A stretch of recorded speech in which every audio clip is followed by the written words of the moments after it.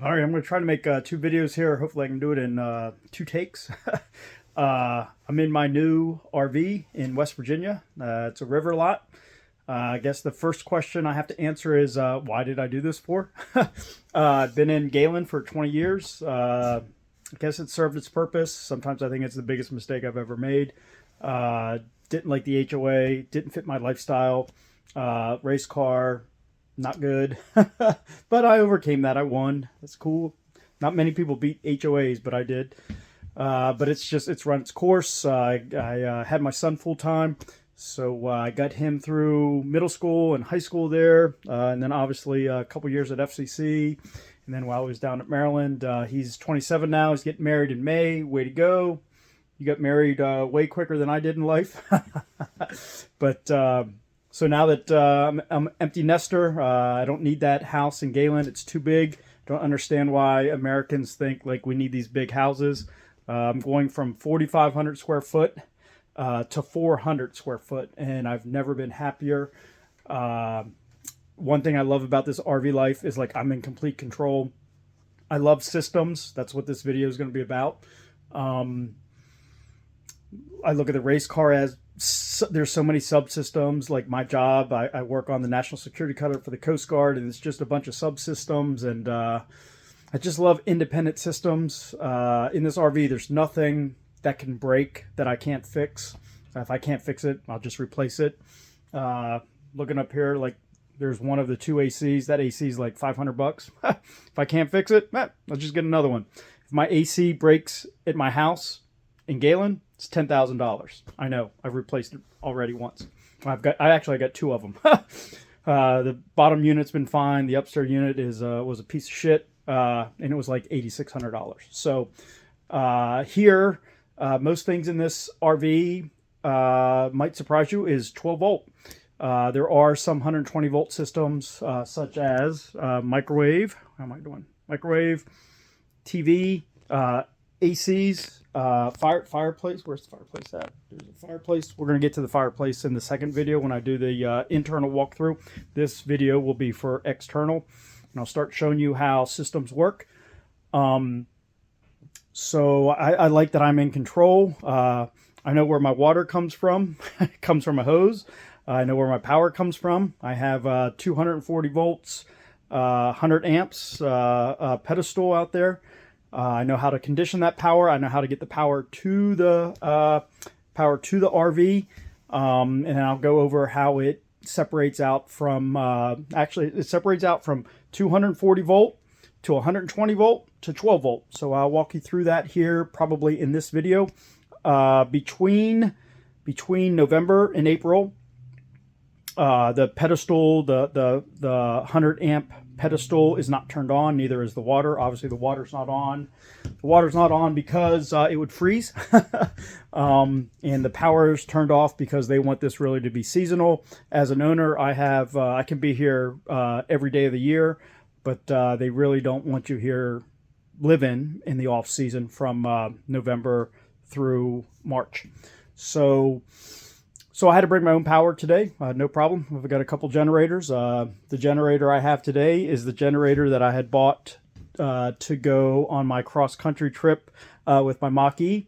I could have took my F-250 and spent $1,000 in gas for those 3,000 miles, or I could have spent $1,000 and got a badass generator, and I chose that. That generator is a 9,000 watt generator. It's not only a generator, it's an inverter generator, so very clean power.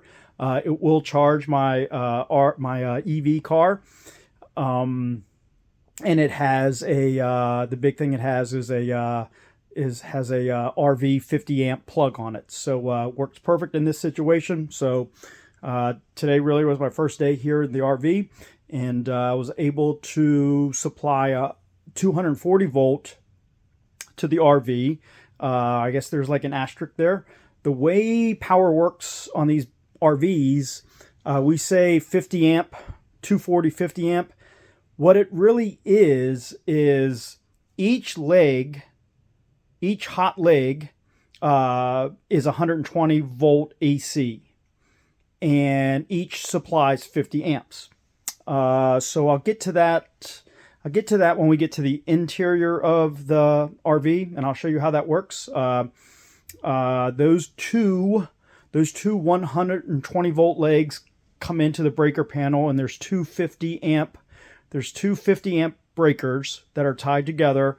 That you have 50 amp for half the RV, and you have 50 amp for the other half of the RV. But it will also charge, like for example, my 240 volt charger to my car. So my EV. So I'll be able to charge my EV here.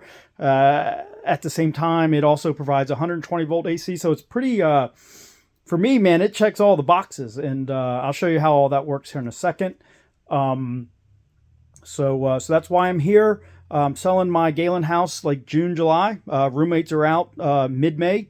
I'll have to go in there and repaint a lot of things and put in new carpet. I've been there for 20 years. A couple odd and ends still left to finish up. There's some landscaping I got to do.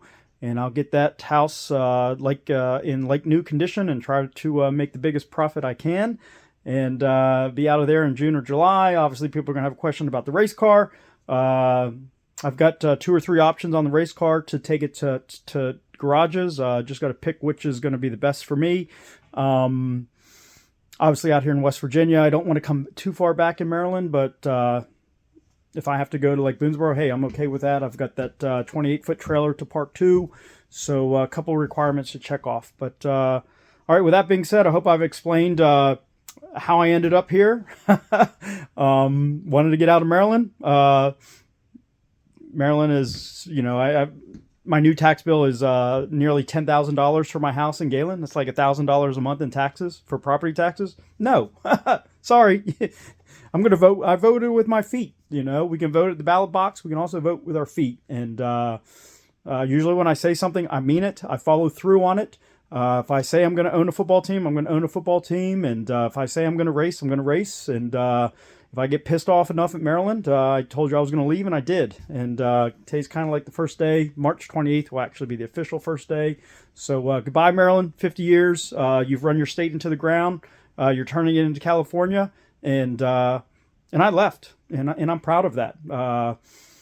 I mean what I say. And so there's definitely going to be a change of life. So with that being said, let's go outside, and I'll show you the exterior. It's a 41-foot RV, fifth wheel, and I'm gonna show you like how the systems work. I'm a big systems guy, so let's go see how you get power here and sewage out, and I'll show you how everything works.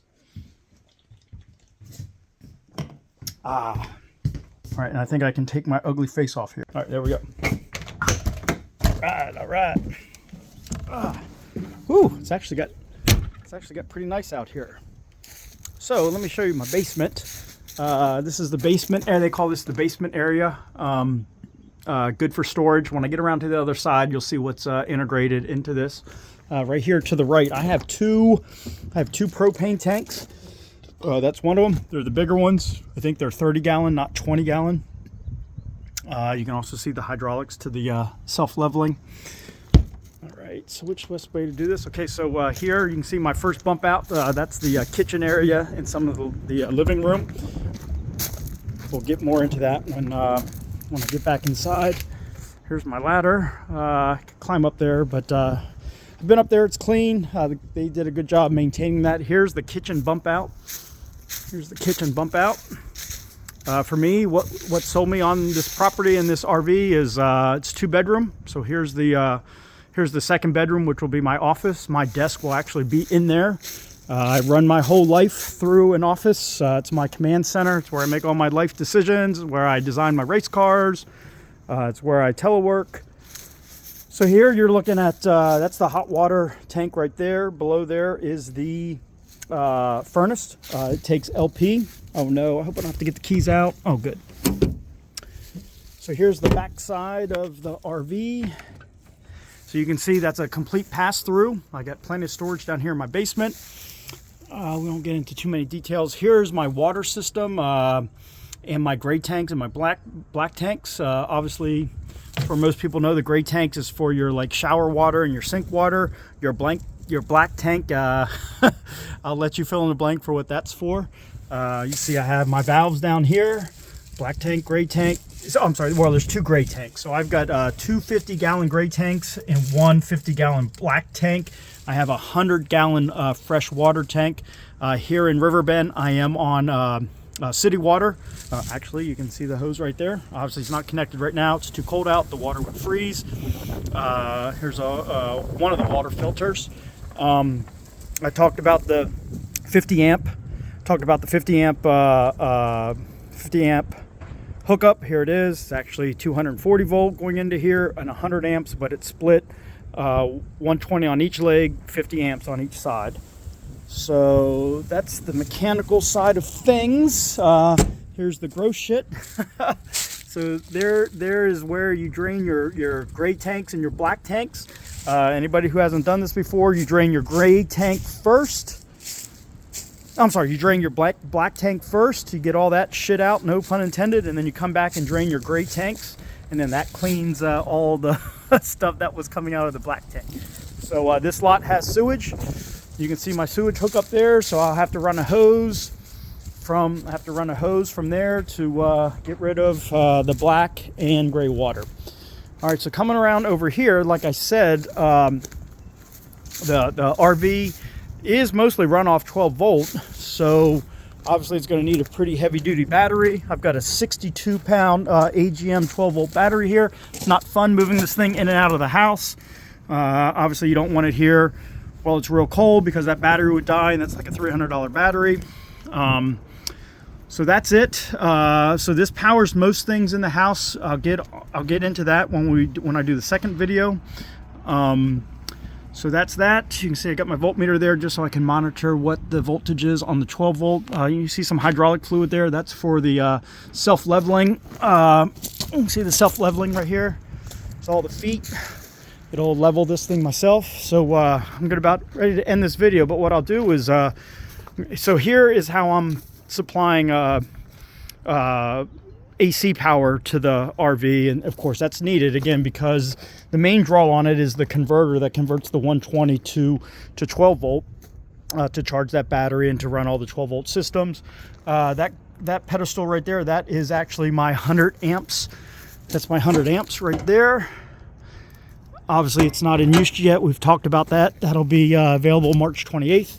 All right, so let's fire up this generator. Show you how this stuff works.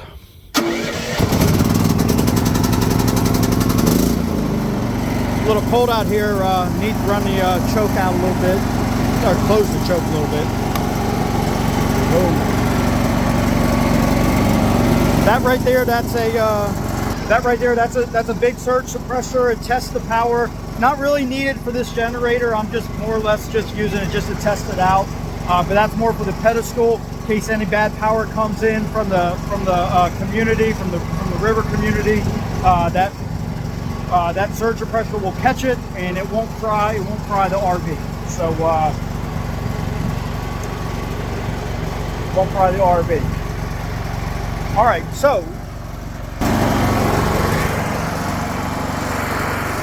so from that generator, blah blah blah blah blah, I am powering the RV. So this generator is 240 volt. It's hard to read that, but it's hard to read. So that's the end of the first video. I did it in one take, no errors, no big screw ups. So I'm gonna cut this off, and we're gonna transition to how all the inside stuff works. And I'll show you here. 1 more minute left. I've got this did come with a shed. It's a 10 by 14 foot shed. My use for this, I'm gonna put my gym in here, so that's gonna be super cool. And I've got some other tricks I'm gonna do to it. I'm gonna put my air conditioner in here. I have a stand-up portable air conditioner, and I have an ice maker, and I have another device I want to build, but that's for men only. unless you're really intoxicated, I guess women could use it too. So that'll be another video in a couple months from now. But yep, loving this shed, 12 by 14. so many things to do with it. I would like to make 2 lean-tos. I like a lean-to off that, and maybe turn like that grass area into a bar, and then maybe a lean-to right there for like a golf cart, overhang. Because I don't want to give up that shed, because that's usable space, and I would like my gym in there so I can start getting in shape again. I'm not doing real good right now. So love my neighbor's flag. That's awesome. So this is my plot of land. Here's the 41-foot RV, and there's my truck that's not big enough to tow it. All right, so this rambled on long enough. I'm gonna do an inside video now.